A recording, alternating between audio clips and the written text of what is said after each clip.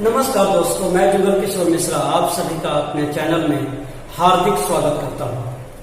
दोस्तों, आज मैं जन्म कुंडली में बनने वाले एक ऐसे दोष के बारे में आपसे चर्चा करूंगा जिसकी बड़ी जोर शोर से चर्चा की जाती है। जैसा आप हेडिंग से समझ रहे होंगे कि आज मैं आप लोगों से काल सर्प दोष के बारे में बात करूंगा। दोस्तों, काल सर्प दोष की जब भी बात आती है तो इस दोष के बारे में ज्योतिष में बहुत सारी चर्चा की गई है या की जाती है। दोस्तों, हमारे ज्योतिष के पुराने ग्रंथ हैं, वो किसी भी ग्रंथ में इस काल सर्प दोष का विवरण कहीं भी नहीं मिलता है। तो क्या काल सर्प दोष नहीं होता? बिल्कुल ऐसा नहीं है, काल सर्प दोष होता है। आधुनिक काल में काल सर्प दोष की बहुत बड़ी बड़ी व्याख्या की गई है और ये काल सर्प दोष इंसान को तकलीफ भी देता है, लेकिन ऐसा नहीं है कि ये हमेशा तकलीफ देता है, ये होता है। और यदि अगर जन्म कुंडली में ये काल सर्प दोष जैसा कोई दोष होता है तो उसके प्रभाव क्या होते हैं? जैसा कि मैंने हेडिंग में भी लिखा है, पहले मैं आपको बताऊंगा काल सर्प दोष होता क्या है, फिर इस दोष के कैंसिल होने को कोई नियम भी है क्या, ये काल सर्प दोष कुंडली के किस भाव में बनता है तो सबसे ज्यादा परेशानी होती है। और यदि किसी जातक को दुर्भाग्यवश ये काल सर्प दोष बनता है तो उसके उपाय क्या है? तो सबसे पहले हम बात करते हैं कि ये काल सर्प दोष होता क्या है।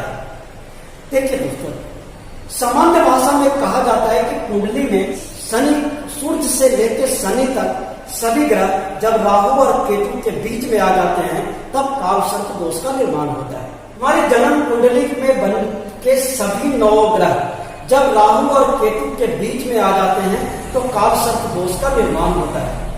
अब आप इसको एक जन्म कुंडली के माध्यम से भी समझिए।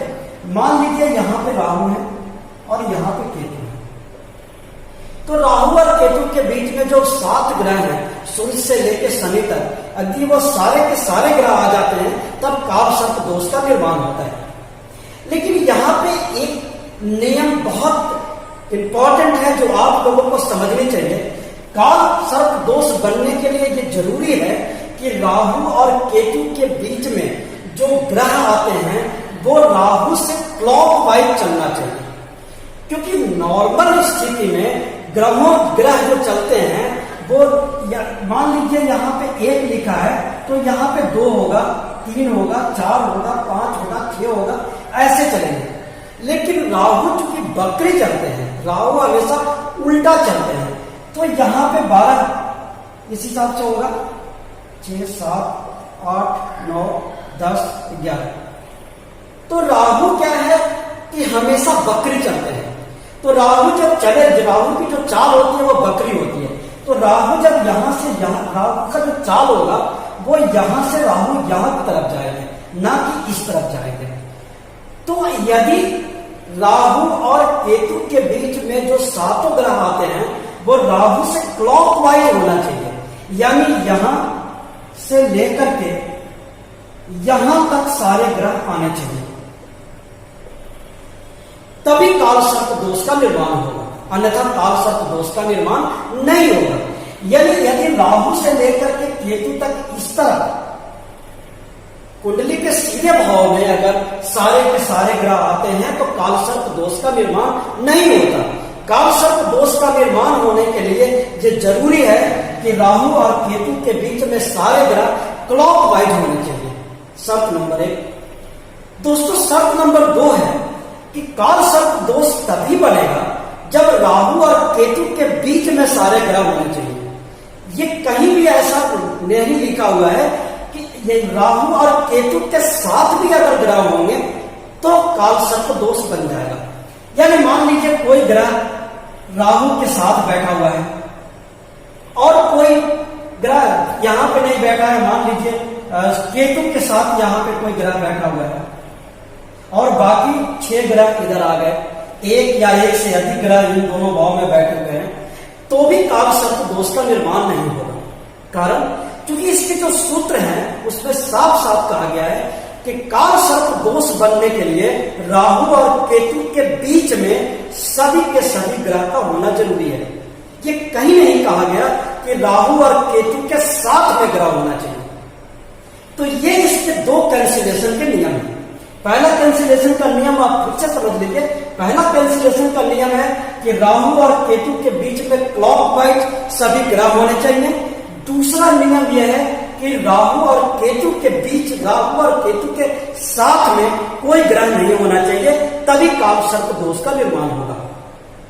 अब दोस्तों हम ये बात करेंगे कि कौन से ऐसे भाव हैं जिसमें अगर काल सर्प दोष किसी इंसान को बनता है तो सबसे ज्यादा परेशान करता है। देख, 2 या 3 ऐसे भाव हैं जिस भाव में अगर काल सर्प दोष का निर्माण होता है तो इंसान को बहुत परेशानी आ सकती है। लेकिन सभी भाव में काल सर्प दोष बनेंगे और इंसान को बहुत बड़ी बड़ी परेशानी आएगी, ऐसा नहीं है। मैं आपको विश्व के कई महान हस्तियों के कुंडलियों के बारे में बताऊंगा जिनके कुंडली में काल सर्प दोष बना और वो बहुत महान महान हस्ती हैं, जैसे श्रीमती इंदिरा गांधी, पंडित जवाहरलाल नेहरू, विश्व प्रसिद्ध क्रिकेटर बैट्समैन सचिन तेंदुलकर, पार्श्व गायिका लता मंगेशकर, महान गांधीवादी नेता नेल्सन मंडेला। इन सभी के कुंडलियों में काल सर्प दोष बनता था और उन्होंने अपनी जिंदगी में बहुत बड़े बड़े पोस्ट पाए, बड़े शिखर पे अपने आप को लेके गए। तो काल सर्प दोष हमेशा नुकसान करता है, ऐसा बिल्कुल नहीं है। आप ये भ्रम मन से पहले तो ये भ्रम निकाल दें। अब काल सर्प दोष किस भाव में परेशान करता है, मैं उसके बारे में जरूर आपको बताऊंगा। दोस्तों, मैं एक बात और भी कहना चाहता हूं, क्योंकि काल सर्प दोष एक ऐसा विषय है कि जब किसी जातक की कुंडली खोली जाती है और उसमें राहु और केतु के बीच में सभी के सभी ग्रह जब देखे जाते हैं तो एक झटके में कह दिया जाता है कि आपको काल सर्प दोष है। और मैं विश्वास के साथ कह सकता हूं कि अगर 100 लोगों को काल सर्प दोष कहा गया होगा तो 99 लोग तो अभी तक उसकी शांति भी करा चुके होंगे। आप ऐसा बिल्कुल भी परेशान ना हो, घबराएं नहीं। काल सर्प दोष होता है, ऐसा नहीं कहा जा सकता कि काल सर्प दोष होता नहीं है। काल सर्प दोष होता है, उसके प्रभाव भी होते हैं, लेकिन वो 2 और 3 भाव, 2-3 भाव में ही मुख्यतः इसके प्रभाव देखे गए हैं। वो भाव मैं आपके साथ आज जरूर बात करूंगा।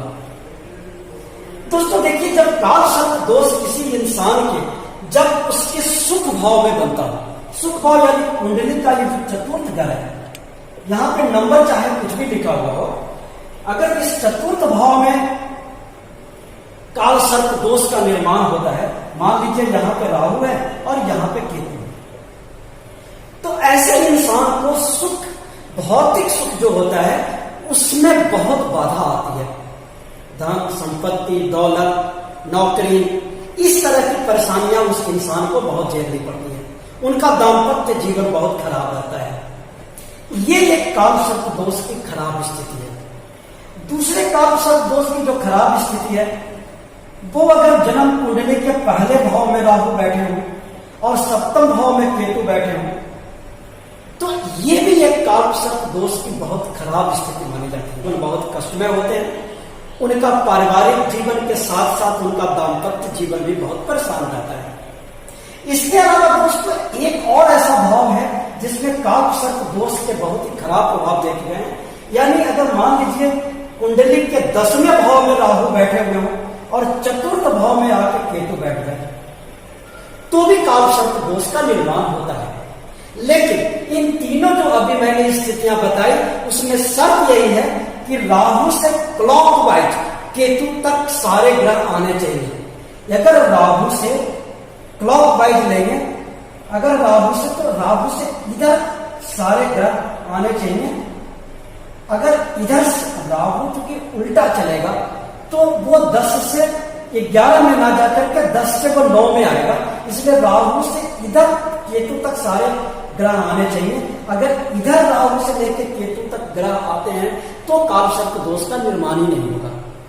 तो मैं जैसा बता रहा था कि ऐसा अगर कोई काल सर्प दोष बनता है तो इस इंसान को नौकरी, व्यापार, काम धंधे से संबंधित बहुत सारी परेशानियां आती हैं। दोस्तों मुख्यतः यही 3 ऐसे काल सर्प दोष हैं जो इंसान को परेशान करते हैं। लेकिन काल सर्प दोष हमेशा परेशान करता है, ऐसा भी नहीं है। दोस्तों एक बात और, यानी किसी भी इंसान के जीवन में जब काल सर्प दोष बनता है तो आप ऐसा मान के चले कि उस इंसान की उस पर्टिकुलर टाइम में यानी राहु और केतु की जब दशा चलेगी तब उनका एक ट्रेनिंग पीरियड चलता है। वो ट्रेनिंग पीरियड में अगर वो बिना घबराए, बिना परेशान हुए अब मेहनत करते रहे तो वो एक न एक दिन सफलता की बुलंदियों पर जरूर चढ़ेंगे। क्योंकि जिस किसी भी इंसान की जिंदगी में, जिस किसी इंसान के भी जन्म कुंडली में काल सर्प दोष का निर्माण होता है, वो इंसान अपनी लाइफ में औरों की बजाय बड़ी चीजें अचीव करता है, ये भी निश्चित है। फिर दोस्तों, अगर आपकी कुंडली में काल सर्प दोष जो मैंने ये 3 स्थितियां बताई, यानी अगर चतुर्थ भाव में बन रहा है, प्रथम भाव में बन रहा है या दशम भाव में बन रहा है, तो आप इसका शांति करने के लिए या आप इसकी शांति करवाने के बजाय अब मैं जो छोटे छोटे उपाय बता रहा हूं आप वो करिए, आपको बहुत फायदा होगा, आपकी सारी परेशानी ठीक हो सकती है। मैं आपको एक छोटा सा उपाय बताता हूं, आप बताइए।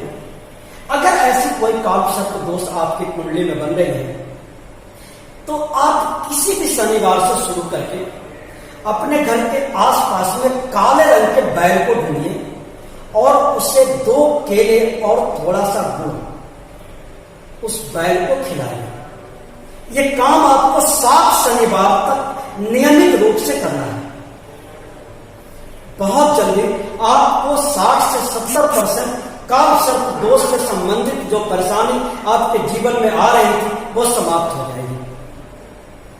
दूसरा, एक और उपाय आप करें, भगवान शिव, भगवान गणेश की आराधना करें, आपके जीवन में सुख और समृद्धि वापस आ जाएगा।